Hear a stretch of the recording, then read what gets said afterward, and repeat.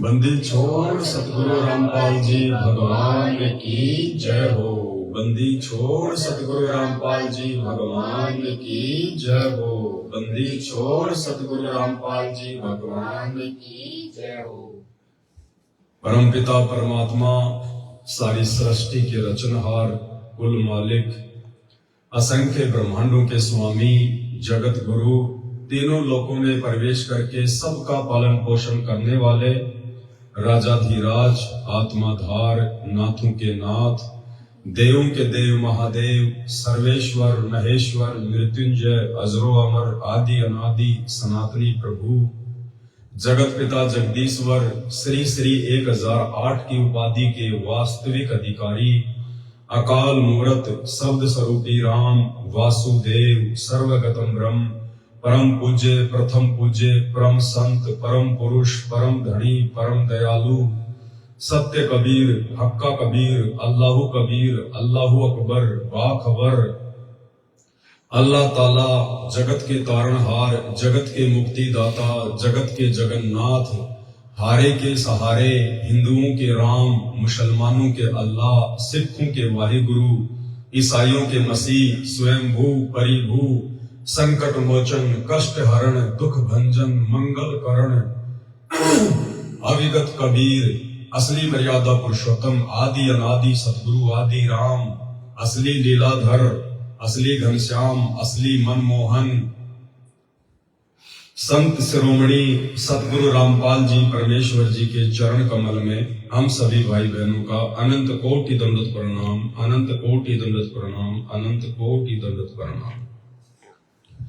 सत्साई भाई और बहनों, दया है परमपिता परमेश्वर जी की, गुरुदेव भगवान के शुभ आशीर्वाद से उनके चरण कमल में बैठ के, जहाँ पे परमात्मा जी का बेड लगा हुआ है, जहाँ परमात्मा का दरबार लगा हुआ है, और सभी सत्सेवक भाई बहनों ने, यानी जिन जिन पुण्यात्माओं ने अपने गुरुदेव भगवान की कबीर परमात्मा के रूप में पूर्ण पहचान कर ली है, उन सभी भाई बहनों ने यथासंभव और अपने अपने घरों पर अपनी सुविधा के अनुसार परमात्मा जी का बेड लगा दिया है, परमात्मा जी का दरबार सुसज्जित तरीके से लगा दिया है, और बिल्कुल शुद्धता और पवित्रता का ध्यान रखते हुए विधि विधान अनुसार परमात्मा को अपने घर पे ही प्रकट करके, घर पर ही विराजमान करके, और उनको प्रसन्न करने की दिशा में भक्ति भाव के साथ में आगे बढ़ रहे हैं।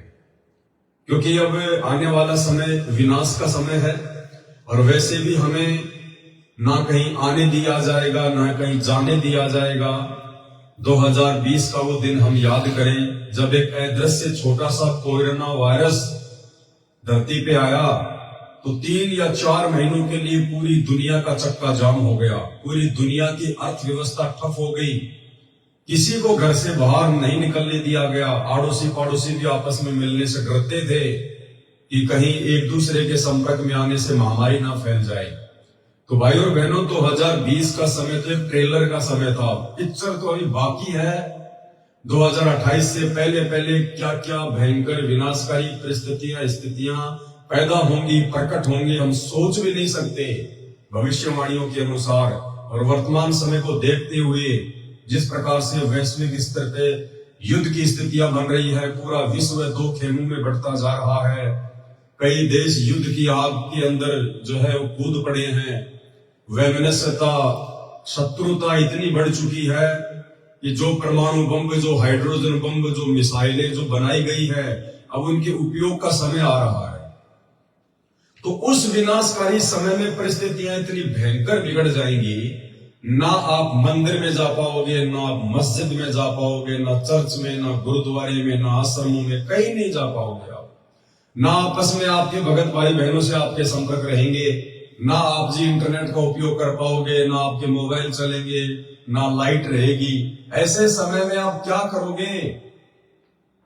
उस समय से पहले पहले यदि आपने भक्ति और भगवान पर विश्वास करके और अपनी क्रियाओं के माध्यम से, अपनी भक्ति और भाव के माध्यम से यदि आपने अपने गुरुदेव भगवान को मजबूर कर दिया आपके घर पे आने के लिए, आपके साथ में रहने के लिए, तो उस विनाशकारी समय में जिस जिस घर में परमात्मा रहेगा और परमात्मा ऐसे नहीं रहता सबके घर में।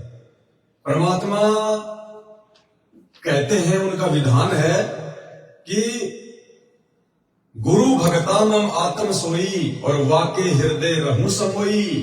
अपने आप को छुपाते हुए स्वयं वो परमात्मा जो है गुरु की भूमिका करता है, फिर वो गुरु रूप में आके फिर अपना विधान बताता है कि भगवान कहते हैं कि मैं तो उसी भगत के घर में और घट में विराजमान रहता हूं जो अपने गुरु को ही परमात्मा मानता है, जो गुरु को ही भगवान मानता है। गुरु के अलावा जिसके हृदय में और दूसरा नहीं समाता, मैं तो उसी के पास में रहता हूं और किसी के पास में नहीं रहता। न मंदिर में, न मस्जिद में, न तीर्थ में, न व्रतों में, न आश्रमों में, कहीं नहीं, क्योंकि वो तो शब्द स्वरूपी राम है। वो तो घट घट में व्याप्त है, कण कण में विराजमान है। तो भाई और बहनों, अब वो समय आ गया है कि हम अपने भगवान को कस्तूरी वाले उस मूर्ख हिरण की तरह किसी आश्रम में, किसी मंदिर में, किसी मस्जिद में या किसी अन्य जगह पे देखकर अपनी अज्ञानता का परिचय देने के बजाय अब उस शब्द स्वरूपी राम को, जो उन्होंने हमें भक्ति दे दी, मर्यादा दे दी, जिस वचन पर चलने के लिए हमें जो है उन्होंने प्रेरित कर दिया, आदेशित कर दिया, हम उन सभी क्रियाओं को, पांचों यज्ञों को सही प्रकार से निभाकर अपने गुरुदेव को इतना जो है वो प्रसन्न करें, राजी करें कि ये एक नुक्ता बन जाए। और कहते नुक्ते ऊपर रिझेगा रे कोटि कर्म जल जा तुम्हारे। तो मजबूरन परमेश्वर को आपके घर पे आके बैठना पड़ेगा, क्योंकि उनका विधान है कि भगत के वश में है भगवान, भगत के वश में है भगवान। लेकिन वो उसी भगत के वश में होता है जो वास्तव में गुरु का असली भगत होता है, जो गुरु के प्रति अन्य किसी में परमात्मा नहीं देखता, भगवान नहीं देखता, जो गुरु के अलावा अन्य किसी को अपना समर्पण नहीं करता, गुरु के अलावा अन्य किसी को दंडवत नहीं करता, जिसके मन मंदिर में अपने गुरुदेव की मूर्ति समाई रहती है, छाई रहती है। ऐसे मर्यादित भक्तों के साथ में परमात्मा साईं की तरह रहता है। जो बच्चा गऊ की नजर में, यूं साईं को संत भक्तों के पीछे फिरे वो भगत वत्सल भगवंत। तो ये भगत वत्सल भगवंत परम पूज्य सतगुरु रामपाल जी भगवान, जिसको दुनिया भूली बैठी है, ये अपने उन मर्यादित भक्तों के साथ में उस गाय की तरह नजर रखते हैं कि मेरे बच्चे को कोई चोट ना लग जाए, कोई देव इनको परेशान ना कर दे, कोई सांसारिक कोई दुष्ट व्यक्ति इनको हानि ना पहुंचाते, इनको चोट ना पहुंचाते, इनको दुखी ना कर दे। तो भाइयों और बहनों, परमेश्वर कहते हैं मोको कहां ढूंढे रे बंदे, मैं तो तेरे पास में। अरे आज तो साक्षात हमें वो परमात्मा मिल गया जिस परमात्मा के लिए हम असंख्य युगों से भटक रहे थे, उन्हें मंदिर मस्जिद पहाड़ों पे खोज रहे थे। आज साक्षात वो कबीर परमात्मा हमारे पूज्य गुरुदेव भगवान के रूप में हमें मिल गया और मोक्ष प्राप्ति की पूरी विधि बता दी। आरती, सत्संग, सुमरण, पांचों यज्ञ, सब कुछ बता दिया परमात्मा ने। अब इतना सब कुछ बताने के बाद में यदि हम उस भगवान को ढूंढने के लिए उन आश्रमों में जाके धक्के खाएंगे, किसी और जगह जाएंगे, तो हमसे बड़ा मूर्ख परमात्मा की प्राप्ति करने के बाद धरती पे और कौन होगा। परमात्मा कहते हैं स्वर्ग सात आसमान पर भटकत है मन मूड, अरे खालिक तो खोया नहीं इसी महल में ढूंढ। जो क्रिया भगवान ने दे दी उनको सुचारू रूप से कर, उनको शुद्धता के साथ में कर, गुरु वचन पे चल, गुरु को भगवान मान, वो तो हमेशा हमारे साथ में है।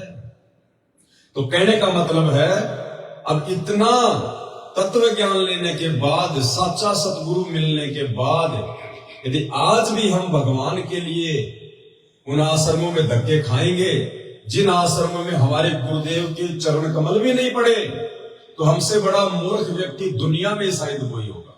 फिर तो जगत वाले भी हमसे अच्छे हैं।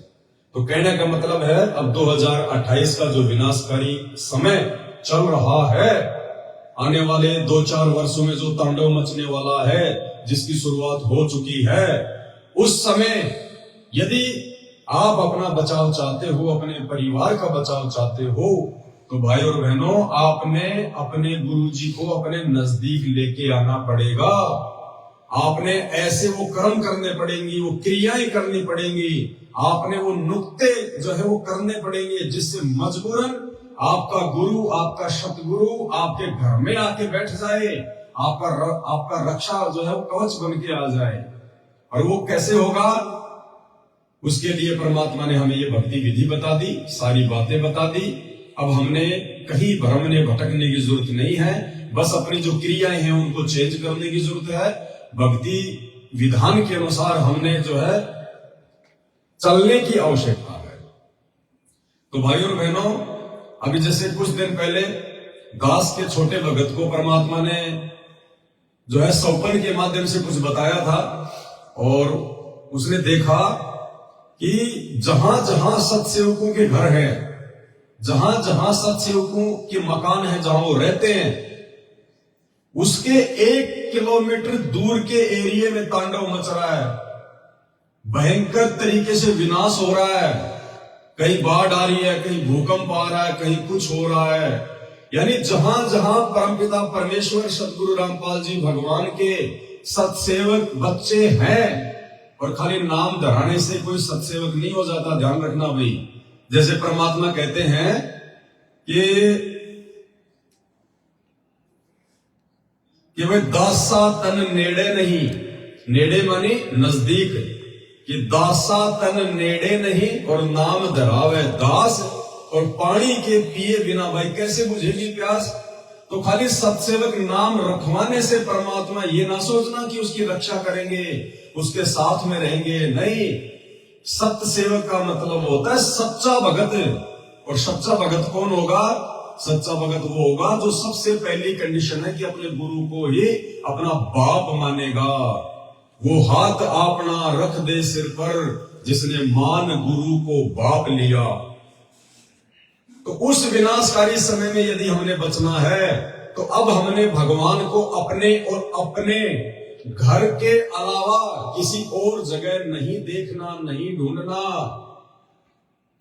और जब हम अपने घर में अपने गुरु जी को विराजमान कर लेंगे, जब हमें विश्वास हो जाएगा कि परमात्मा मेरे साथ में है, मेरे घर पे है, तो भाई और बहनों, जब परमात्मा साथ में भी है, घर पे भी है, तो भाई और बहनों फिर परमात्मा आराम भी करेगा, परमात्मा भोजन भी करेगा, परमात्मा बैठेगा भी, परमात्मा नहाएगा भी, सारे काम करेंगे परमात्मा।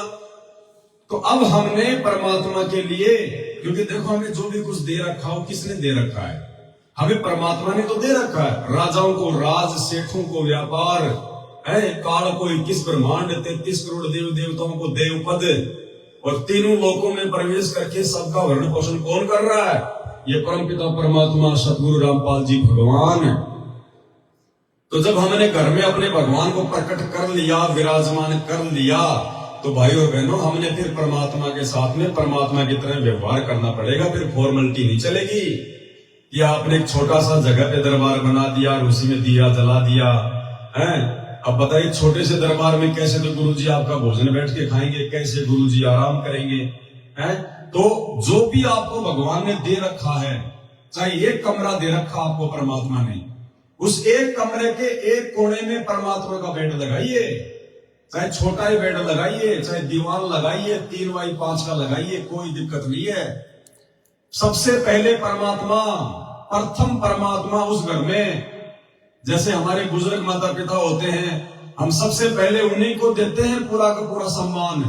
घर में खाना बनता है, सबसे पहले अपने माँ बाप को खिलाते हैं, उनकी सेवा करते हैं, उनके पास में बैठेंगे, मन की बात करेंगे, हर प्रकार से उनका ध्यान रखेंगे, नहाने का, खाने का, पीने का, सर्दी गर्मी के वस्त्रों का, चप्पल जूतों का, हर चीज का हम ध्यान रखते नहीं रखते? अरे भगवान ना मानो, कम से कम अपना बूढ़ा बाप मान के उनको अपने घर में जगह दे के देखो एक बार, वो तो इतने में भी प्रसन्न हो जाएगा। अभी 2-3 दिन पहले गुजरात के मेहसाणा में सात संगति थी, और उस सात संगति से 10-15 दिन पहले ही परमात्मा ने दास को निमित्त बना के संगत में संदेशा भिजवा दिया था कि भाई और बहनों, 8 साल हो चुकी है, 27 साल से तो भगवान ने समझाने में कोई कमी नहीं छोड़ी, और फिर भी कुछ कमी रह गई यदि हम नहीं समझ पाए, क्योंकि परमात्मा के सत्संग तो बहुत गहरे हैं, गूढ़ ज्ञान युक्त हैं। तो परमात्मा ने उनका सरलीकरण करवा के, उनको सरल करवा के और साध संगति के माध्यम से छोटी छोटी बातें भगत समाज तक वीडियो बना के पहुंचा दी। यानी हर चीज से परमात्मा ने हमारे को परिचित करवा दिया। और दास ने कहा था कि भाई अब आगे दास तो कहीं साध संगति में जाएगा नहीं, क्योंकि दास का मकसद कोई अपना स्वार्थ नहीं है, कोई सेना जोड़ने का नहीं है, कोई भगत इकट्ठे करने का नहीं है। दास का मकसद केवल इतना था कि परमात्मा ने दास को निमित्त बना के दास को आदेशित किया। दास ने अपने बाप के वचन की पालना की, मैंने खुद भी भक्ति की, मैंने खुद भी मर्यादा में रहने का मैंने प्रयास किया, मैंने खुद भी बहुत कुछ सीखा साध संगति से। और आप सभी भाई बहनों को उन सभी बातों से परिचित करवा दिया जाए जिन बातों की जानकारी ना होने के चलते हमारी भक्ति नहीं बन रही, हमारे भाव नहीं बन रहे, हम गुरु को भगवान नहीं मान पा रहे, हम गुरु के नजदीक नहीं जा पा रहे। तो 8 साल से जो आवश्यक था, जितना जरूरी था, उससे कहीं ज्यादा भक्ति की खुराक परमात्मा ने अपनी विशेष आत्माओं को साध संगति के माध्यम से दिलवा दी। अब भाई आगे साध संगतियों में आने जाने की, फालतू अपना समय बर्बाद करने की आवश्यकता नहीं है। अब यदि आवश्यकता है तो आने वाले विनाशकारी समय को और अपने आत्म कल्याण को देखते हुए जो हमने भगवान से सीखा है, जो हमने साध संगति से सीखा है, अब उसके ऊपर अमल करके हमने ज्यादा से ज्यादा भक्ति करके अपने आप को शुद्ध करके, जो है पवित्र करके, मर्यादाओं में रह के हमने गुरुदेव को प्रसन्न करना है।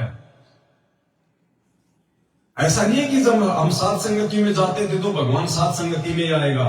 भगवान तो हर जगह सर्वत्र है परमात्मा, लेकिन हमें उसको पकड़ने की सही प्रकार से वो क्रियाएं, वो विधि भी मालूम थी कि परमात्मा जो है वो प्रसन्न कैसे हो। देखो भक्ति तो सभी कर रहे हैं, भक्ति तो जो मर्यादा जिन्होंने तोड़ रखी है उन आश्रमों में जा जाके राजनीतियां कर करके वो भी बेचारे भक्ति में लगे हुए हैं, और भक्ति आप और हम भी कर रहे हैं। लेकिन परमात्मा क्या कह रहे हैं, तू ये ना सोचना कि तू तेरी भक्ति से पार हो जाएगा। गुरुदेव कहते हैं तेरे जैसे लाखों लाखों साल माला फेर के चले गए गधे की योनि में घूम रहे हैं। कहते हैं इन बातों के पाइए, कहते हैं तू सोचे कि मैं मेरी भक्ति से पार हो जाऊंगा, मैं तो बहुत बड़ा भगत हूं, मैं जो है दिन में 4 माला करता हूं, मैं ये करता हूं। तो परमात्मा कहते हैं इन बातों के पाइए कर सतगुरु नजर निहाल। अपने सतगुरु को नजर निहाल कर। और सतगुरु नजर निहाल कब होगा, वो प्रसन्न कब होगा, जब हम सतगुरु को प्रसन्न करेंगे विशेष क्रियाओं के माध्यम से। तो ये विशेष जो क्रियाएं हैं, अपने गुरुदेव को भगवान मानना सबसे पहले ये विशेष क्रिया है। क्योंकि आज से पहले तो हम गुरु को भगवान ही नहीं मान पा रहे थे। गुरु जी को तो खाली हम कबीर जी का चेला, कबीर जी का दास, कबीर जी का हंस, कबीर जी का भेजा हुआ, उनका अवतार, उनका प्रतिनिधि, यानी बहुत छोटा मान रहे थे। हम अपने गुरुदेव भगवान को वो दाढ़ी मूंछ वाली कबीर जी की फोटो के चरणों में बैठा रखे थे। कहां मान रहे थे हम गुरु को भगवान। अगर गुरु को भगवान मानते तो दाढ़ी मूंछ वाली फोटो के सिर पे बैठाते। परमात्मा कहते सतगुरु तिलक अजप्पा माला।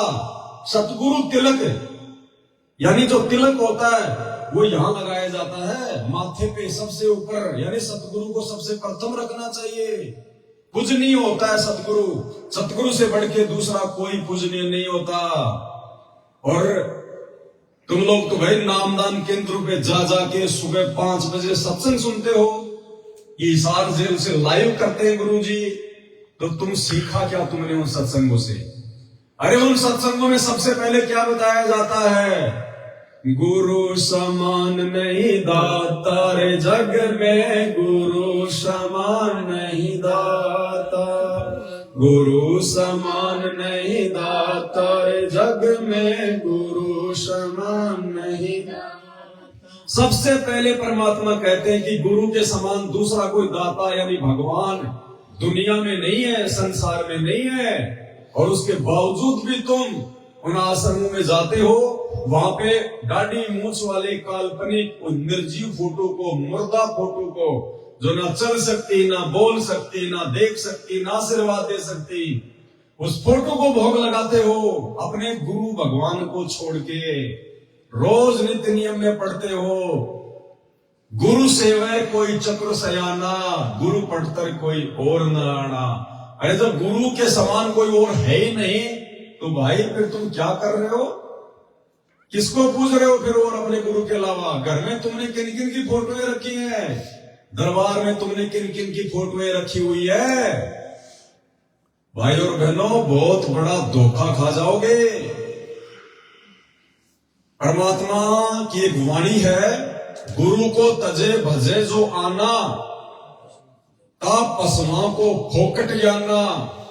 इस वाणी के अनुसार साध संगत से जुड़े हुए सत्सेवक भाई बहनों को छोड़कर जितने भी परमेश्वर सतगुरु रामपाल जी भगवान के शिष्य और शिष्या हैं, वो सब पशु की श्रेणी में है वर्तमान में। भले आपको सारनाम मिल गया, भले आपको सतनाम मिल गया, भले आप जी 20 साल से भक्ति कर रहे हैं, भले आप जी उन आश्रमों में जा जाके अपने हिसाब से सेवा कर रहे हैं, लेकिन इस वाणी के अनुसार अभी तक आप जी पशु की श्रेणी में है, पशु की श्रेणी में।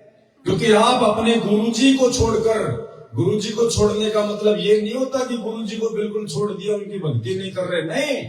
यदि आपने अपने गुरु से पहले किसी और को महत्व दे दिया, अपने गुरु से अधिक किसी और को महत्व दे दिया, तो वो गुरु जी को छोड़ना होता है, गुरु जी को तजना होता है। गुरु को तजे भजे जो आना, ता पसमा को फोकट ज्ञाना। अब आप लोगों ने तो आन शब्द का मतलब ये समझ लिया कि गुरु जी तो दूसरे देवी देवताओं के लिए कह रहे हैं कि अपने गुरु जी को छोड़ के यदि कोई ब्रह्मा विष्णु महेश की या देवी देवताओं की भक्ति करेगा, पूजा पाठ करेगा, तो वो है आन पूजा में। नहीं, सबसे बड़ा गलती है ये, वो तो है ही है। लेकिन परमात्मा ने क्या बताया? सत्संगों को आधार बनाना पड़ेगा। एक 2 मिनट का आपको सत्संग सुनाता हूं जो कमाल के ऊपर किया था परमात्मा ने। 650 साल पहले कमाल नाम का लड़का, जिसको परमात्मा ने मुर्दे से जिंदा किया और आगे चल के फिर वो गुरुद्रोही हो गया, खुद नाम देने लग गया। जैसे आज ये जगह जगह नामदान सेंटर खोल के ये लोग नाम दे रहे हैं, ये कमाल है सबके सब। तो वो खुद नाम देने लग गया और दूसरे जो भगत थे वो उसकी संगति करने लग गए, उसके आश्रम में जाने लग गए। परमात्मा ने बहुत समझाया, नहीं माने, क्योंकि उस समय ज्ञान आधार नहीं था, शिक्षा नहीं थी, हम गुरु को भगवान नहीं मान पा रहे थे। तो परमेश्वर ने क्या कहा फिर? जब वो भगत अपने गुरुजी के अलावा उस कमाल के पास में जाने लग गए, उसके आश्रम में जाने लग गए, उसकी प्रशंसा करने लग गए कि भाई तू तो कमाल ही है, तेरा तो नाम भी कमाल, तेरा तो काम भी कमाल है, और तू तो गुरुजी से भी बहुत अच्छी तरीके से सत्संग करता है, गुरुजी से भी मीठी तेरी आवाज है। तो परमात्मा ने क्या बताया कि गुरु को तजे भजे जो आना, वो कमाल कोई देवता नहीं था, वो भगत ही था। उसको भी परमात्मा ने आन की श्रेणी में लिया कि गुरु को तजे भजे जो आना, ता पसवा को फोकट जाना। एक बार हल्का सा आपको सत्संग सुनाता हूं, थोड़ा सा। आज तक हम खाते रहे। उदाहरण के तौर पर आपको बहुत बार बताया है कि कमाल नाम का लड़का था जो परमेश्वर कबीर जी ने मुर्दा जिंदा किया था। 10-12 वर्ष की आयु थी उनकी। फिर अपने साथ रखा और परमात्मा तो प्रवचन करते हैं, ज्ञान देते हैं सामूहिक रूप से। उस बच्चे ने भी, वो 20-22 वर्ष का हो गया, उसने वो परमात्मा के सुना हुआ ज्ञान सुन लिया और फिर आप सुनाने लग गया। तो हम मार खाते से आए। तो वो जो श्रद्धालु थे भगत परमात्मा के, वो ज्यादातर उस युवा लड़के की युवा आवाज से प्रभावित होकर उससे अट्रैक्ट हो गए। गुरुदेव को पता चला, बहुत से भगत कहने लगे, वो तो परमात्मा से जानते थे कि जी कमाल तो बहुत बढ़िया सत्संग सुनावे है, आपसे भी अच्छी तरह सुनाता है। तो यही फेल हो गए वो। गुरु को तजे भजे जो आना, तापसवा को फोकट जाना। परमात्मा ने बहुत बार कहा उसको, कमाल को, कि गुरु को तजे भजे जो आना, तापस्वा को फोकट ज्ञाना। यदि आप अपने गुरु जी के अलावा यदि आप किसी भगत की बातों को, कौन सी बातों को? उन बातों को नहीं जो परमात्मा के ज्ञान के अनुसार होती हैं, उन बातों को जो परमात्मा के ज्ञान के विपरीत होती हैं, यदि आप महत्व दे रहे हो, उसकी बातों पे अमल करते हो, तो आप जी अपने गुरु को छोड़ के दूसरे की पूजा कर रहे हो। यदि आप अपने गुरु को छोड़ के किसी और को दंडवत प्रणाम करते हो, किसी और के आगे हाथ जोड़ते हो भक्ति भाव से, तो आप अपने गुरु जी को छोड़ के दूसरे की पूजा कर रहे हो। वो पतिव्रता पद की भक्ति नहीं होती, वो व्यभिचारणी भक्ति होती है। तो अभी तक वर्तमान समय तक 90% संगत जो सतलोक आश्रम मैनेजमेंट हरियाणा और उन फर्जी आश्रमों से जुड़ी हुई है, वो 90% संगत आन उपासना कर रही है। आन उपासना कैसे कर रही है? गुरुदेव हमें क्या कहते हैं सत्संग में कि बच्चों पतिव्रता पद पे आ जाओ। पतिव्रता पद क्या होता है? केवल एक पति, एक परमेश्वर और दूसरा धरती पे कोई नहीं, चाहे भगवान भी उतर के क्यों ना आ जाए। मेरा गुरु ही मेरा परमात्मा है, मेरा गुरु ही मेरा परमेश्वर है, इसके अलावा और कोई नहीं। और आप क्या कर रहे हो भाई बहनों? क्या कर रहे हो? कभी विचार किया आपने? अपने दरबार को देखा आपने कभी ध्यान से? आपने अपने दरबार में कौन सी फोटो लगा रखी है? जब आप नाम दीक्षा लेके आते हैं आपको कौन सी फोटो दी जाती है? एक वो फोटो दी जाती है जिसमें बीच में सतगुरु रामपाल जी भगवान बैठे होते हैं, ऊपर वाले कॉर्नर में दाढ़ी मूंछ वाले कबीर जी बैठे हैं, इधर वाली साइड में आदरणीय गरीबदास जी बैठे हैं, नीचे की साइड में स्वामी रामदेवानंद जी बैठे हैं और इधर की साइड में पंडित चित्तानंद जी बैठे हैं। यानी आपने 5-5 जो है खसम कर रखे, 5-5 खसम। अरे 650 साल पहले तो गुरु जी के अलावा खाली कमाल को ही दंडवत करते थे, और आज कमाल के अलावा 4-4 को कर रहे हैं। तो ये पतिव्रता पद की भक्ति है क्या? कौन है वो बाकी? वो बाकी कौन है जिनको आप अपने दरबार में उनके फोटो रख के आप उनके आगे दीपक जला रहे हो? अरे दीपक किसके आगे जलाया जाता है? अपने भगवान के, अपने गुरुदेव भगवान के। उस दरबार में तुम उन सभी फोटों के आगे दंडवत प्रणाम करते हो। दंडवत प्रणाम किसको किया जाता है? ज्ञान गंगा नियम नंबर 17 को पढ़ देना। गुरुदेव कह रहे हैं केवल अपने गुरुदेव को दंडवत किया जाता है। बाकी जो फोटोएं हैं, चाहे गरीबदास जी की हो, चाहे चिदानंद जी की हो, चाहे कबीर जी की हो, उनको केवल प्रणाम करना है, प्रणाम, दंडवत नहीं करना। तुम क्या करते हो? अपनी दरबार में उस फोटो को रख के सबको दंडवत कर रहे हो, सबकी पूजा कर रहे हो, सबके आगे हाथ जोड़ के आरती कर रहे हो। तो ये क्या है? काल ऐसे ही ठगता है सूक्ष्म रूप में। गुरु को तजे भजे जवाना, तापस्वा को फोकट ज्ञाना। ये पतिव्रता पद की भक्ति नहीं है। और क्या बताया हमें परमात्मा ने धर्मदास जी के माध्यम से? भक्ति दान मोह दीजियो देवन के देवा हो, भक्ति दान मोह दीजियो देवन के देवा हो, जन्म पाया भूलो नहीं करहूं पद सेवा हो, जन्म पाया भूलो नहीं करहूं पद सेवा। अब ये पहली चौपाई इस शब्द की, अगर इस पे भी गौर कर लिया तो काफी है। तीर्थ व्रत मैं नहीं करूं ना मंदिर पूजा हो, तीर्थ व्रत मैं ना करूं ना मंदिर पूजा हो, मनसा वाचा कर्म ना मोहे और न दूजा हो, मनसा वाचा कर्मणा मोह और न दूजा हो। मनसा वाचा कर्मणा यानी 3 प्रकार से भक्ति होती है, मन वचन कर्म। कहते हैं हे भगवान, हे गुरुदेव, मन कर्म वचन से कहता हूं कि आपके अलावा मुझे और किसी की आशा नहीं रहेगी। मनसा वाचा कर्म नाम है और न दूजा हो।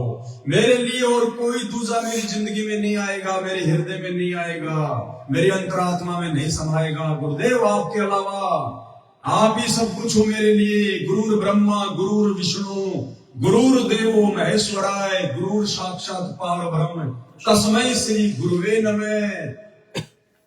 सतगुरु माई बाप है, सतगुरु भाई बंद, और सतगुरु मिलावे राम से काटे यम के फंद। तमेव माता च पिता तमेव, तमेव बंधु च सखा तमेव, तमेव विद्या च द्रविणम तमेव, तमेव सर्व मम देव देव। यानी हे गुरुदेव भगवान, आपके अंदर सब कुछ आ गया। ये 7 दीप 9 खंड 14 भुवन खंड प्रमंड ब्रह्मंड देव महादेव रिश्तेदार माँ बाप भाई बंधु परमात्मा सब कुछ आपके चरणों में मिल जाएंगे। मुझे कहीं भ्रमणे की जरूरत नहीं, कहीं भटकने की जरूरत नहीं है। सर्व सुख सर्व लाभ पूर्ण मोक्ष केवल आपके चरणों में। 68 तीर्थ सब कुछ आपके चरणों में, आपको कुछ करने की जरूरत नहीं। यानी एक ही फॉर्मूला है पूर्ण मोक्ष प्राप्ति करने का, और कोई फॉर्मूला नहीं है संसार में। और वो फॉर्मूला है अपने गुरुदेव के चरणों में अपनी नजरें टिका के भूल जाओ पूरी दुनिया को, भूल जाओ सबको। हमारी हर इच्छा, हर डिमांड, हर पूर्ति, हर प्रार्थना, हर विनती सब कुछ हमारे गुरु जी से होनी चाहिए। हमारी आस्था, लगन, विश्वास, समर्पण सब कुछ अपने गुरु जी में होना चाहिए। गुरु जी के अलावा कोई नहीं। चाहे कोई लाख भगवान धरती पे उतर के आ जाए, हाथ जोड़ दो, भाई साहब चाय पानी पीनी है तो बता दो, नहीं तो जाओ, आपके लिए कोई जगह नहीं है। ये मूल मंत्र है। इसलिए भाई और बहनों, अभी आप लोगों के घर में और घट में परमात्मा नहीं है। क्यों?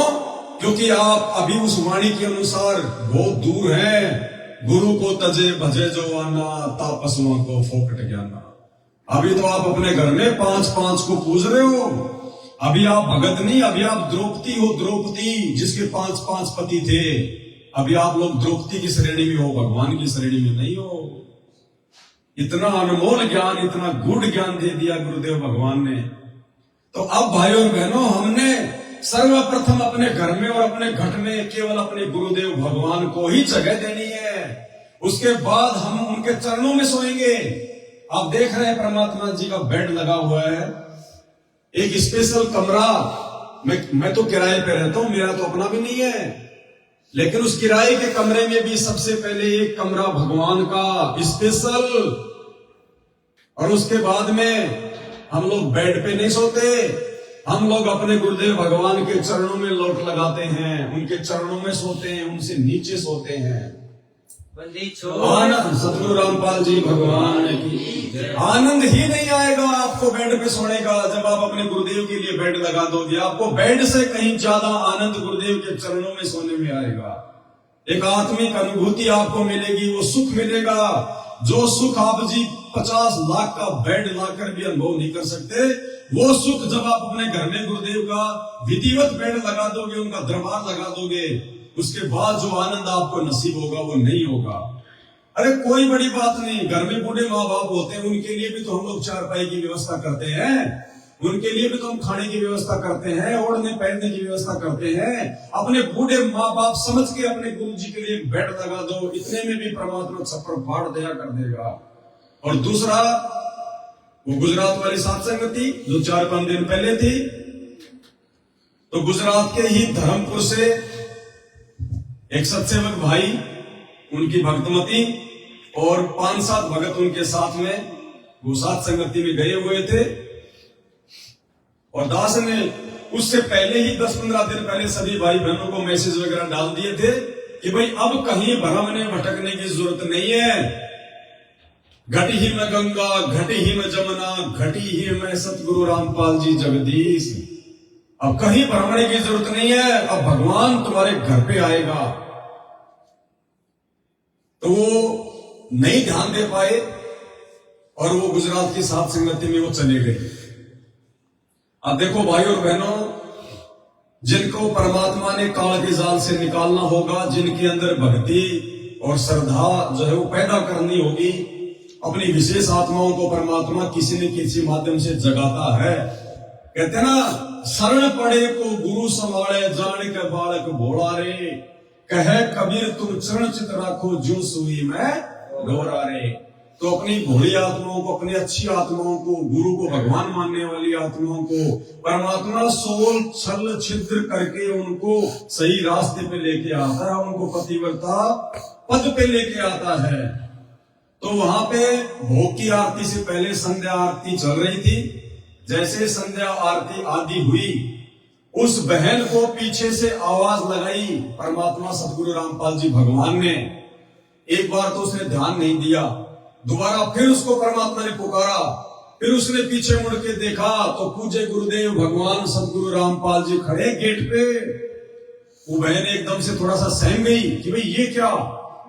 तो परमात्मा ने कहा कि भाई तू यहां 2 दिन से क्या कर रही है? मैं 2 दिन से भूखा हूं, तू यहां क्या कर रही है? तो बहन समझ नहीं पाई कि भी गुरुजी क्या कह रहे हैं बात, कि मैं 2 दिन से भूखा हूं, तू यहां क्या कर रही है?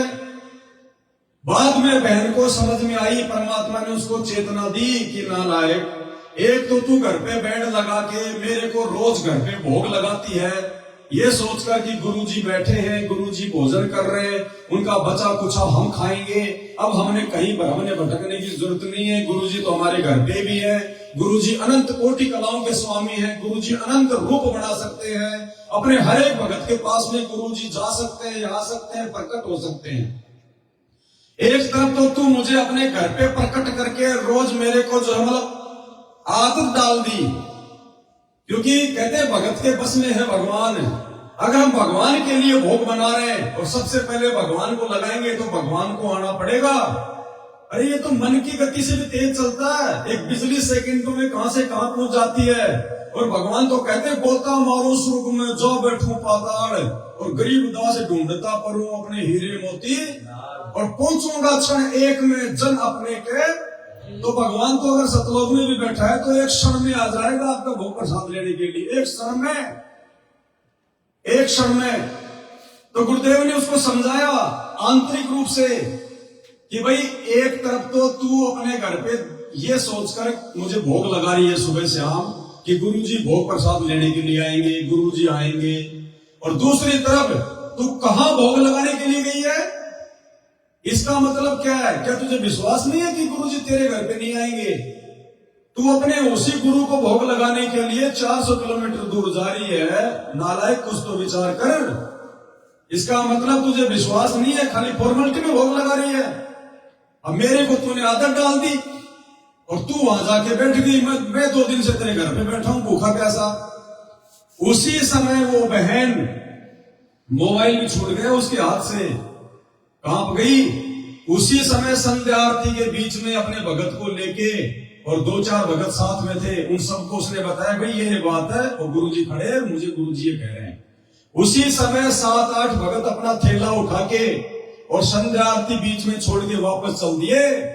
गुरु के आदेश की अवहेलना नहीं, क्योंकि गुरु के रूप में कोई दूसरा नहीं आ सकता, किसी की औकात नहीं, इस काल की औकात नहीं है। सतगुरु रामपाल जी भगवान की जय हो। उसी समय बहन तुरंत अपना झोला झाला उठा के अपने भगत जी के साथ में और 5-7 भगत तुरंत वहां से खिसक लिए। सुबह बहन अपने घर पे पहुंची। अब देखना कैसे परमात्मा विश्वास दिलाते हैं कि वो मैं ही था, कोई और नहीं था। दूसरे दिन बहन अपने घर पे पहुंची, नहाई धोई, परमात्मा के लिए भोग बनाया, परमात्मा को छोटी भोग की आरती के साथ में हलवे राम का भोजन का भोग लगाया। भोग लगाने के बाद में लास्ट में हम लोग विनती का अंग पढ़ते हैं। हम विनती करते जी गुरु जी थारे आगे साहिब थारे। तो पूरा परिवार परमात्मा की विनती कर रहा था सामने भोग प्रसाद रख के। और अभी तक बहन ने बेड नहीं लगाया, क्योंकि वो किराए के मकान में रहती है। दूसरा मकान वो देख रहे हैं जिसमें थोड़ी जगह ज्यादा हो। तो उन्होंने टेबल पे ही परमात्मा का जो है मतलब भोग प्रसाद वगैरह अपना दरबार जो है वो लगा रखा है। तो जैसे ही बहन विनती काम कर रही थी तो परमात्मा वैसे ही सामने बहन को दिखाई दिए दरबार में, वैसे ही। और परमात्मा जैसे कोई इंसान खाना वाना खा के ढंग से छिपके और फिर पेट पे हाथ मसलता है यूं, तो परम पूज्य सतगुरु रामपाल जी भगवान ने खाना वाना खा के भोग प्रसाद लेके जब विनती कर रहे थे तो ऐसे डकार मार के और यूं जैसे पेट भर गया गुरु जी का, बिल्कुल छिप गए गुरु जी, और यूं पेट पे हाथ मसल के यूं आशीर्वाद दे रहे हैं उनको, सबको आशीर्वाद दिया। बहन को साक्षात परमात्मा दिखाई दिए, आशीर्वाद दे रहे सबको। और उसके बाद बहन ने बताया कि आशीर्वाद देने के बाद में, भोजन भंडारा करने के बाद में, जैसे वो टेबल रखी हुई थी ऐसे, तो उसने बताया कि गुरुजी टेबल पे यूं हाथ रख के सो गए। सतगुरु रामपाल जी भगवान। तो बहन ने कहा कि भगत जी परमात्मा ने आशीर्वाद दिया, वो भी समझ में आ गया, पेट मसल रहे वो भी समझ में आ गया कि मालिक जो है भोजन भंडारा करके जो है वो तृप्त हो गए। लेकिन वो यूं टेबल पे हाथ रख के सो रहे थे, उसका क्या मतलब है? तो दास ने कहा कि बहन ये बेड इसीलिए तो लगवाए गए हैं कि परमात्मा भोजन करने के बाद में आराम करते हैं। अब तेरे घर में बेड था नहीं, तो परमात्मा ने ये दिखाया कि देख मैं आराम करता हूं, ऐसा नहीं है बेड फालतू में नहीं लगाए जा रहे। तो फिर बहन ने कहा कि भगत जी अब तुम जितना जल्दी हो सके उतना जल्दी परमात्मा के लिए हम बेड लगाएंगे। अरे हम ही खाना खाते हैं, हमारी भी इच्छा होती है कि 5-10 मिनट तो आराम कर ले, लंबे पैर कर ले। घर पे आपके कोई रिश्तेदार आ गया, आपने उनको भोजन करा दिया, आप खुद ही कहोगे कि जी हमने अभी तो भोजन किया है, आधा 1 घंटा आराम करो उसके बाद में चले जाना। तो क्या भगवान आराम नहीं करेगा? लेकिन कहां करेगा? जगह दिखाई देगी तब करेगा ना। इसलिए ये बेड लगाए जा रहे हैं। धरती पे पूर्ण परमात्मा स्वयं प्रकट है, कोई छोटा मोटा देव महादेव नहीं है, साक्षात परमात्मा है, अनंत कोटि कलाओं का स्वामी है। कितने रूप बना सकता है परमात्मा, अरबों खरबों संख्यों, कोई गिनती नहीं। इससे बढ़कर दूसरा कोई जो है उनकी सिद्धि युक्त नहीं है, ये कुछ भी कर सकता है। और उसके बाद फिर परमात्मा की हम चरण सेवा करें। अब एक भाई कह रहा था कि मुझे कुछ लोग सवाल कर रहे हैं कि भाई ये बेड लगाने की जरूरत क्या है, तुम बेड क्यों लगा रहे हो, क्या गुरुजी बेड पे सोने के लिए आएंगे? पहली बात तो अगर भगत के इस प्रकार के विचार हैं तो वो भगत ही नहीं है, और थोड़ा बहुत भी यदि वो भगत था तो ये बात बोलने के बाद उससे भी नीचे गिर गया। जो ये कहता है कि क्या गुरुजी बेड पे सोने के लिए आएंगे? भाई और बहनों, हम सब जानते हैं आप आपके क्षेत्र में जो विधायक हैं, विधायक जब कोई बन जाता है तो विधायक बनते वो कौन सी गाड़ी लेके आता है? सबको पता है फॉर्च्यूनर लेके आएगा 50-60 लाख रुपए की, चाहे लोन पे लो, चाहे जमीन बेच के लो, चाहे उधार लो, फिर तो उसको पैसा देने वाले बहुत मिल जाते हैं। जब विधायक ही बन जाता है तो सबसे पहले वो 50 लाख की फॉर्च्यूनर गाड़ी लेके आएगा, वो विधायक है। अब वो विधायक यदि कहीं जा रहा है और रास्ते में उसकी गाड़ी खराब हो गई तो क्या वो जो सरकार की तरफ से जो बसें चलाई जाती है, जो रोडवेज, क्या वो उस बस में बैठ के जाएगा? नहीं बैठेगा। उसका स्टैंडर्ड बहुत हाई है, वो अपनी बेइज्जती समझेगा उन बसों में बैठना, क्योंकि उसके अंदर अहंकार आ जाता है, मान बढ़ाई आ जाती है। उस बस में नहीं बैठेगा वो, चाहे सारी बस उसके लिए खाली कर दो। दूसरा, जब वो चलता है तो उसके साथ में 1-2 गाड़ियां और चलती हैं। अगर खुद की गाड़ी खराब भी हो गई तो अपने किसी दूसरे मतलब जो है स्वयं सेवक की गाड़ी ले लेगा। अगर वो भी नहीं है तो वो तो उस क्षेत्र का विधायक है, उसके तो बहुत लोग जानकार हैं, वो तो एक फोन को मारेगा, 10 मिनट में 2 गाड़ियां आ जाएंगी, यानी वो बस में नहीं बैठेगा ना। उसके बावजूद भी हर स्टेट में जितने भी रोडवेज बसें चलती हैं, मैं तो राजस्थान का हूं इसलिए आपको बता रहा हूं, बचपन से रोडवेज गाड़ियों में हम लोग सफर किया करते थे। हर रोडवेज बस के अंदर एक सीट रिजर्व होती है और उस सीट के पीछे लिखा होता है विधायक सीट। क्या सरकार को इस बात का नहीं पता कि वो विधायक इन टूटी फूटी रोडवेज बसों में नहीं बैठेगा, उसके स्टैंडर्ड के अनुसार नहीं है? फिर भी सरकार विधायकों के लिए एक सीट रिजर्व रखती है कि ना जाने कब और किस परिस्थिति में उस व्यक्ति को इस बस के माध्यम से यात्रा करनी पड़ जाए, तो बस चाहे कितनी क्यों ना भरी हो, जब विधायक उस बस में आएगा तो वो सीट ऑटोमेटिक खाली करनी पड़ेगी, क्योंकि वो विधायक के लिए है। तो भाइयों और बहनों, इसी प्रकार हमारे परमपिता परमात्मा सदगुरु रामपाल जी भगवान, ये ना उस विधायक की तरह कोई छोटे मोटे व्यक्ति है, ना इनमें अहंकार है, ना इनके अंदर मान बढ़ाई है। जब परमात्मा आने वाले समय में किसी भी जगह आएंगे जाएंगे, हर जगह परमात्मा के सेवक होंगे। ये परमात्मा होटलों में नहीं रुकेगा बड़े बड़े लोगों की तरह, ये परमात्मा अपने भक्तों के घर पे रुकेगा। और मान लीजिए अचानक आपके घर पे वो ये परमात्मा सदगुरु रामपाल जी भगवान आ गए, जैसे सेव और सम्मन के घर पे परमात्मा कमाल और शेख फरीदपुर लेके अचानक से पहुंच गए। उनको विश्वास ही नहीं हुआ, 2 मिनट तक तो आंख फाड़ कर देखते रहे कि कोई सपना तो नहीं देख रहे हैं। हम जैसे निर्धनों के घर पर सारी सृष्टि का मालिक आएगा, सपन में भी नहीं सोचा था उन्होंने। तो ऐसे ही, क्योंकि ये समदृष्टि परमात्मा है, ये किसी में भेदभाव नहीं करता, ना अमीर में ना गरीब में, ये केवल अपनी आत्मा को देखता है, उसकी भक्ति को देखता है, उसके भाव को देखता है। सतगुरु रामपाल जी तो ना जाने कब ये परमपिता परमात्मा साक्षात भी आपके घर पे आ जाए। और जब साक्षात भगवान आपके घर पे आ जाएगा, आप 5 मिनट में बेड बनवा दोगे क्या? 5 मिनट में नया सोफा ले आओगे क्या? 5 मिनट में परमात्मा के चरण पादुकाएं ले आओगे क्या? या फिर आप जिन बेड पे आप लोग लगाते हो, जिन बेडों पे आपने हजारों बार संभोग क्रिया की है, आपने वो गंदगी फैला रखी है, उस बेड पे सुनाओगे अपने भगवान को? इसलिए ये रिजर्व सीट है परमपिता परमेश्वर के लिए। वो आज भी लौट रहा है और आभास करवाता है परमात्मा। भोग की आरती के समय अपनी आत्मा को दिखाता है कि गुरुजी बैठे हैं, गुरुजी भोग ले रहे हैं, गुरुजी भोजन ग्रहण कर रहे हैं। ये तो सूक्ष्म रूप में और साक्षात रूप में, ये तो हमेशा अपने उन बच्चों के घर में और घट में सदा विराजमान है जिन्होंने अपने गुरु को अपना बाप मान लिया। अब क्या होगा आने वाले समय में? सबसे बड़ा फायदा क्या होगा? जब आप अपने घर पे अपने गुरु जी को विराजमान कर लेंगे, उनको प्रकट कर लेंगे, सबसे बड़ा फायदा क्या होगा? दास के छोटे भगत को, दीपक दास को परमात्मा ने स्वप्न में दिखाया, लाइव भी आपको जो है वीडियो बना के बताया था कि सत्सेवकों के घरों के 1 किलोमीटर के दूर दूर के एरिया में भयंकर तांडव मच रहा है, भयंकर त्राई त्राई मच रही है। सत्सेवकों का घर का 1 किलोमीटर का एरिया छोड़ के, अब वो 1 किलोमीटर का एरिया सुरक्षित रहेगा कैसे? जब आप अपने गुरु जी को अपने घर पे प्रकट कर लोगे।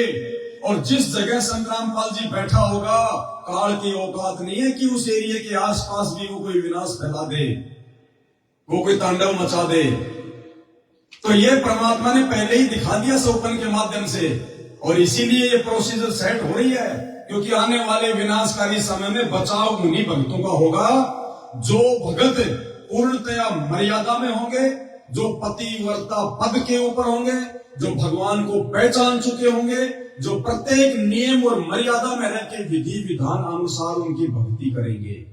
अन्यथा धरती पे बचाव का दूसरा रास्ता नहीं है। ठीक है, जिनके पिछले संस्कार मजबूत हैं भाई, वो तो बचेंगे, वो चाहे जगत वाले हो चाहे भगत हो, चाहे आप नाम भी तोड़ दो, चाहे आप गुरु जी को गालियां भी दो, चाहे आप गुरुद्रोही हो जाओ, चाहे आप गुरु विमुख हो जाओ।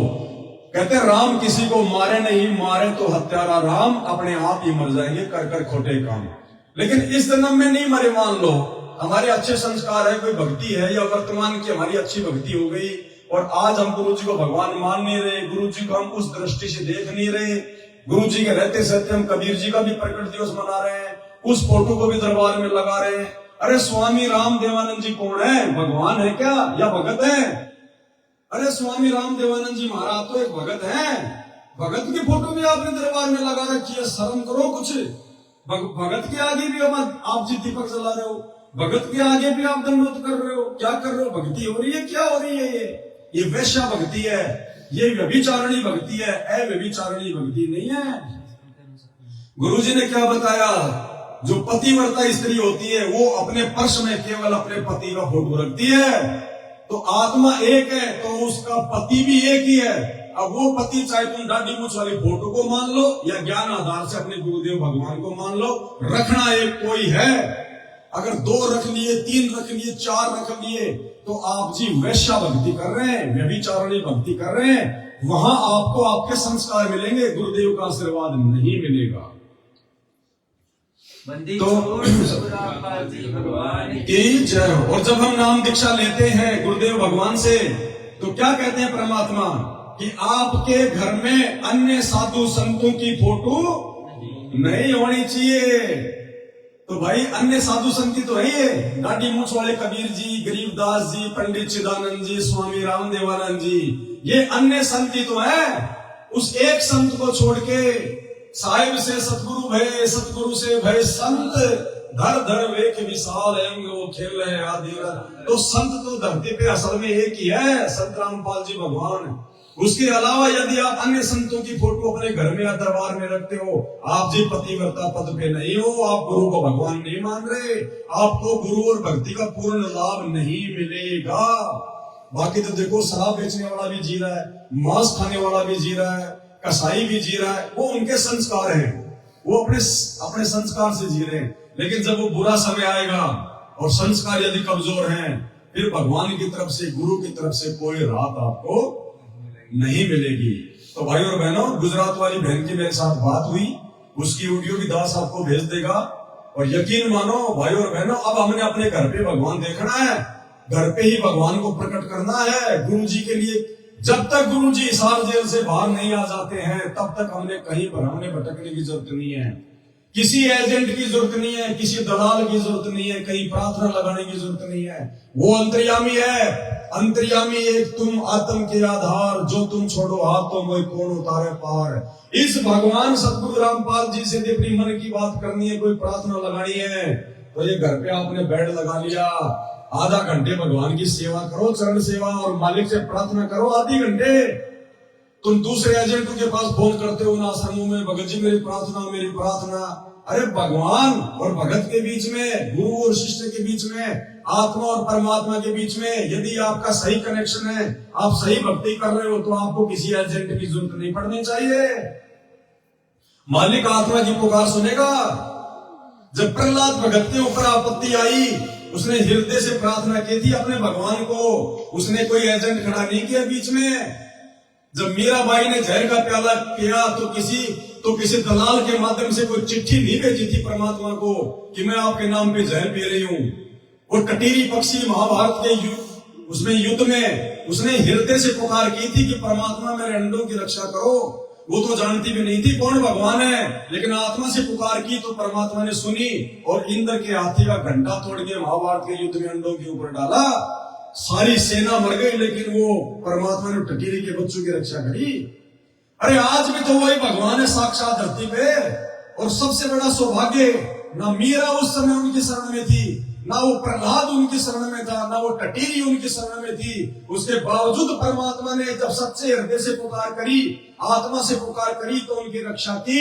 आज तो साक्षात वो भगवान हमारे सतगुरु के रूप में धरती पे प्रकट है, और हम तो विधि विधान अनुसार उनकी भक्ति कर रहे हैं। आज तो परमात्मा मालिक कहते, मेरे पर की पावड़ी वाके तन को चाम, सपने में बहराई कहे जे कोई कहिए राम, वाक्य पक्की पावड़ी मेरे तन को। गुरुदेव कहते हैं, यदि मुझे कोई सच्चे दिल से याद कर लेगा, मुझे भगवान मान लेगा, तो कहते हैं मैं उसके ऊपर इतना प्रसन्न हो जाता हूं, मेरे शरीर की खाल उतार के उसके पैरों की जो जूतियां बना दूं मैं। भाई और बहनों, इतना अच्छा भगवान, इतना समर्थ भगवान, इतना दयालु भगवान, और साक्षात भक्ति विधि दे दी। उसके बाद हम उस भगवान को, गुरुदेव को ढूंढने के लिए कहां धक्के खा रहे हैं। हम दुनिया के मजदूर बने हुए हैं, उन आश्रमों में जा जाके फालतू में पत्थरों में पैसा बर्बाद कर रहे हैं। ये समय दीवारें खींचने का नहीं, ये समय आश्रम बनाने का नहीं। अरे पूरा संसार आश्रम है भगवान का, घर घर आश्रम बना दिए भगवान ने। उन आश्रमों में जाके सीमेंट की बोरियां उठा के अपना समय बर्बाद मत करो, मर्यादा मत तोड़ो। ये समय भक्ति करके मर्यादा निभा के आने वाले विनाशकारी समय से पहले अपने बचाव का और पूर्ण परमात्मा को पूर्ण रूप से प्रसन्न करके और अपनी आत्मा को उद्धार करवाने का है। मजदूर मत बनो किसी के, मजदूर बनो अपने भगवान के। भगवान की सेवा करो, बेड लगाओ, दरबार लगाओ, सुबह शाम भगवान की जो है चरणों की सेवा करो, भगवान को भोग लगाओ, अपने मन की बात अपने भगवान के साथ बैठ के उनके चरण दबाते हुए करो। जैसे हम सत्सेवकों की सुन रहा है, 8 साल से किसी का बाल तक बाका नहीं हुआ, और तुमसे ऊपर जा रहे हैं हर दिन भक्ति में, हर दिन भक्ति भाव में तुमसे ऊपर जा रहे हैं। क्यों? क्योंकि हमने अपने गुरु को ही भगवान मान लिया। और जो अपने गुरु को भगवान मान लेता है तो गुरु जी को मजबूरन उस घर में आना पड़ेगा, उस भगत के साथ में रहना पड़ेगा। जब आप जी पतिव्रता पद पे आ जाओगे तो गुरुदेव कहते हैं पतिव्रता जमीन पर ज्यों ज्यों धर है पाव, समृत झाड़ू देत है ना कांटा लग जाए। इन आश्रमों में आते जाते समय सैकड़ों लोग मरते हैं इनके समागमों में। 12-12 लोग महाराष्ट्र से 2 बसें भर के आई, राजस्थान के नागौर में हिसार तारीखों पे जाते समय उन बसों का एक्सीडेंट हुआ, 12 भगत एक दिन में मर गए। उन आश्रमों में, धनाना आश्रम में काम चल रहा, 3 भगत मिट्टी की ट्रॉली के नीचे दब के मर गए। आते जाते समय कितने लोग मरते हैं एक्सीडेंट में, कहां भगवान का आशीर्वाद है? अरे हिसार जेल से ऑडियो आ रही है, क्या कह रहे हैं गुरुजी? अभी 7 नंबर का ऑडियो सुनना, उसका लास्ट में क्या कह रहे हैं कि पुण्यात्माओं तुम्हें वो नाम दे दिया, वो मंत्र दे दिया, तुम्हें काल भी नहीं छू सकता। और क्या कर रहा है वो काल? तुम्हारी चोटी पकड़ पकड़ के ले जा रहा है, चोटी पकड़ पकड़ के, क्योंकि नाम का जाप तो तुम कर रहे हो, लेकिन तुम्हें मर्यादा में गुरुजी का परिवार नहीं रहने देता, तुम्हें मर्यादाओं में नहीं रहने देता। और मर्यादा नहीं है तो भक्ति नहीं है, जब परहेज नहीं है तो इलाज भी सक्सेस नहीं होगा। तो भाई और बहनों, आप धोखा ना खाओ। भगवान घर पे है, घट में है, विधि विधान अनुसार परमात्मा का बेड लगाओ।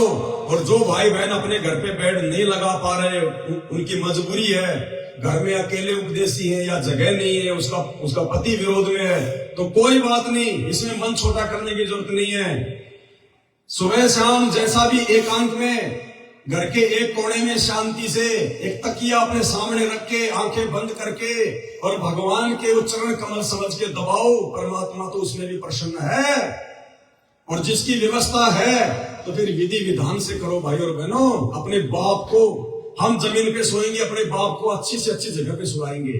हम नीचे जो है वो दरी बिछा के सोएंगे, 500 रुपए का जो है गद्दा बिछा के सोएंगे, लेकिन अपने भगवान के लिए हम अपनी औकात से बाहर अच्छे से अच्छा लेके आएंगे। भगवान के चरण पादुका लाओ, विधि विधान से काम होगा फिर सारा। ये सोच के कि मेरा बाप है, बाप सुबह उठेगा तो चप्पल भी पहनेगा, बाप सुबह उठेगा तो बाथरूम में भी जाएगा, बाथरूम में बाप को जो है कि टॉवेल भी चाहिए, बाप को साबुन तेल ब्रश भी चाहिए, बाप को सब कुछ चाहिए, उसको कपड़े भी चाहिए रोज उसको पहनने के लिए। बाप है तो बाप के पास में हम बैठेंगे, अपने मन की बात करेंगे, बाप के जो है उनके पैर भी दबाएंगे, सारे काम करेंगे। अरे गुरु ना समझो, भगवान ना समझे, बाप समझ के भी रिहर्सल शुरू तो करो, परमात्मा भंडारे भर देगा। ये वो समर्थ है, अन्यथा भाव नहीं बढ़ेंगे। ये नुक्ते ऊपर रिझेगा, ये भक्ति से नहीं रिझेगा। भक्ति तो दुनिया कर रही है, भक्ति दुनिया सतयुग से कर रही है, ये नुक्ते पे रुझेगा। भक्ति भी करनी पड़ेगी, साथ में कोई ऐसा नुक्ता जैसे सेव और सम्मन का नुक्ता, भगवान को भोजन कराने के लिए नेकी ने और सम्मन ने अपने बेटे की गर्दन काट दी, वो है नुक्ता। लेकिन भगवान कहते हैं कि तुम्हें वो जो है वो गर्दन काटने की जरूरत नहीं है, तुम तो अपनी गर्दन समर्पण कर दो। समर्पण करने का मतलब अपने गुरुदेव को ही सब कुछ मान लो, उनके हर एक वचन में चलो, उनके 21 सूत्रीय नियमों का पालन करो, वो तो इतने में भी प्रसन्न हो जाएगा। तो भाई और बहनों, अब हमने गलती नहीं करनी, और अब परमपिता परमेश्वर जी की महिमा में सभी भाई बहन मिलकर एक शब्द गाते हैं, उसके बाद आज का लाइव समाप्त करेंगे। बंदी छोड़ सतगुरु रामपाल जी भगवान की जय हो। बंदी छोड़ सतगुरु रामपाल जी भगवान की जय हो। बंदी छोड़ सतगुरु रामपाल जी भगवान की जय हो। जो दुनिया रचने वाले हैं वो गुरु जी दानान वाले हैं, जो दुनिया रचने वाले हैं दानान वाले, जो भगतों के रखवाले हैं वो गुरु जी दानान वाले हैं, जो भगतों के रखवाले दानान वाले हैं, जो 2 लाख बालद ल्याए थे काशी में संत जिमाए थे, जो 9 लाख बालद लाए थे काशी में, जो के सब बन कर आए थे वो गुरु जी धनाना वाले हैं। जो के सब बन कर आए थे वो गुरु जी धनाना वाले हैं। जो दुनिया रचने वाले हैं वो गुरु जी धनाना वाले हैं। जो भक्तों के रखवाले हैं वो गुरु जी धना वाले हैं। प्रहलाद भगत की अर्ज सुनी और हेड़ा कुश सिंगारे थे। प्रहलाद भगत की अरज सुनी और हेड़ा कुश थे। जो नरसिंह बन कर आए थे वो गुरु जी धनाना वाले हैं। जो नरसिंह बन कर आए थे वो गुरु जी धना वाले हैं। जो दुनिया रचने वाले हैं वो गुरु जी धनाना वाले हैं। जो भक्तों के रखवाले हैं वो गुरु जी धनाना वाले हैं। जो सामन के घर आए थे, सेऊ संग भोजन पाए। जो समन के घर आए थे, सेऊ संग भोजन पाए। जो नर पर शीस चढ़ाए थे वो गुरु जी धनाना वाले हैं। जो धड़ पर शीस वो गुरु जी धनाना वाले हैं। जो दुनिया रचने वाले हैं वो गुरु जी धनाना वाले।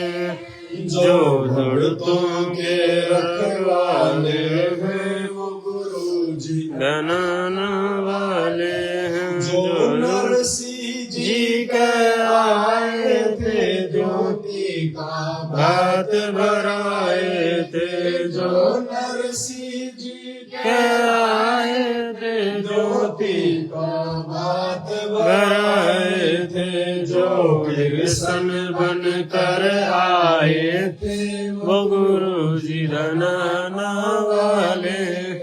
जो कृष्ण बन कर आए थे धनाना वाले हैं। जो दुनिया रचने वाले हैं वो गुरु जी वाले हैं। जो दुर्तों के रखवाले वो गुरु जी धनाना वाले हैं। जो साधु बन कर आए थे और बीज का भोजन पाए थे।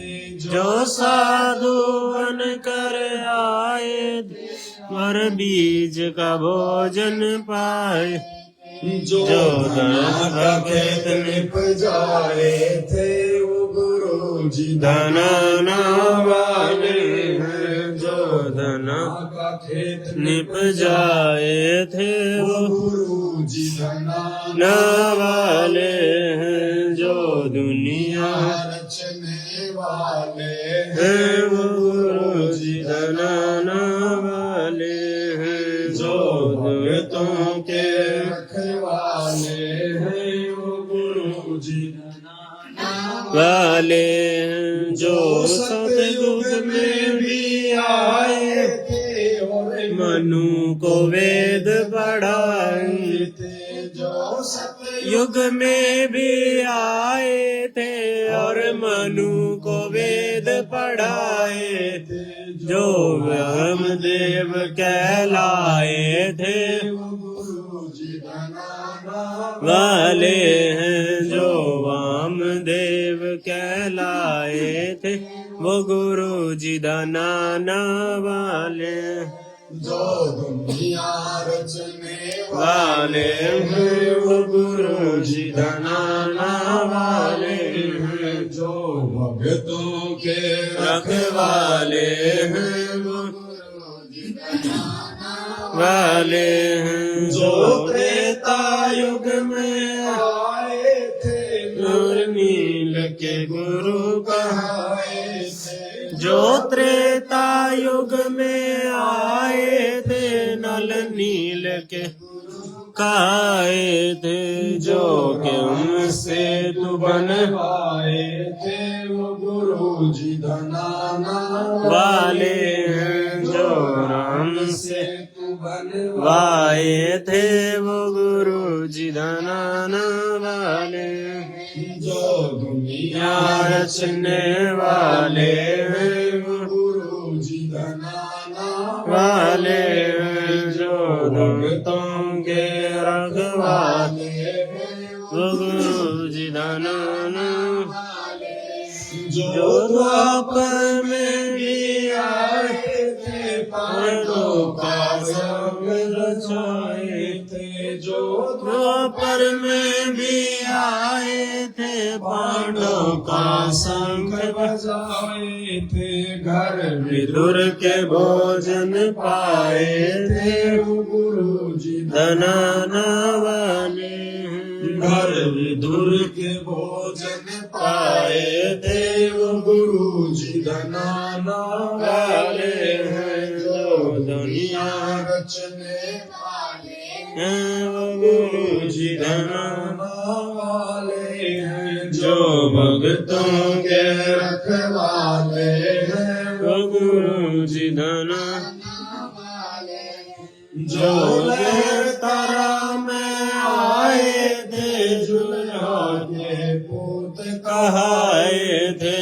जो लहर तारा में आए थे जुल्हा के पूत कहाए। नगर में खेल रचाए थे वो गुरु जी धनाना वाले हैं। मगहर में खेल रचाए ये थे वो गुरु जी धनाना वाले हैं। जो दुनिया रचने वाले ले हैं वो गुरु जी धनाना वाले हैं। जो दुर्गतों के रखवाले हैं वो गुरु जी धनाना वाले हैं। जो ग्रंथ को रचने आए थे बलराम की गौ चराए थे। जो ग्रंथ को रचने आए थे बलराम की गौ चराए थे। जो राम गरीब रखवाए थे वो गुरु जी धनाना वाले हैं। जो नाम गरीब रखवाए थे वो गुरु जी धनाना वाले हैं। जो भक्तों के रखवाले हैं वो गुरु जी धनाना वाले हैं। जो दुनिया रचने वो गुरु जी धनाना जो साध संगत में आते हैं वही जान गुरु को पाते हैं। जो साध संगत में आते हैं वही जान गुरु को पाते हैं फिर मिलकर भोग लगाते हैं। सतगुरु को खूब जाते हैं फिर मिलकर कर भोग लगा गाते हैं। सतगुरु को खूब हैं। जो दुनिया रचने वाले हैं वो गुरु जी धनाना वाले हैं। जो भक्तों के रखवाले वो गुरु जी धनाना वाले हैं। जो घट घट रमने वाले हैं वो गुरु जी धनाना वाले हैं। जो कण कण बसने वाले हैं वो गुरु जी धनाना वाले हैं। जो घट गुण बसने वाले हैं वो गुरु जी धनाना वाले हैं। बंदी छोड़ सतगुरु रामपाल जी भगवान की जय हो। बंदी छोड़ सतगुरु रामपाल जी भगवान जय हो। बंदी छोड़ सतगुरु रामपाल जी भगवान की जय हो। सत साहिब।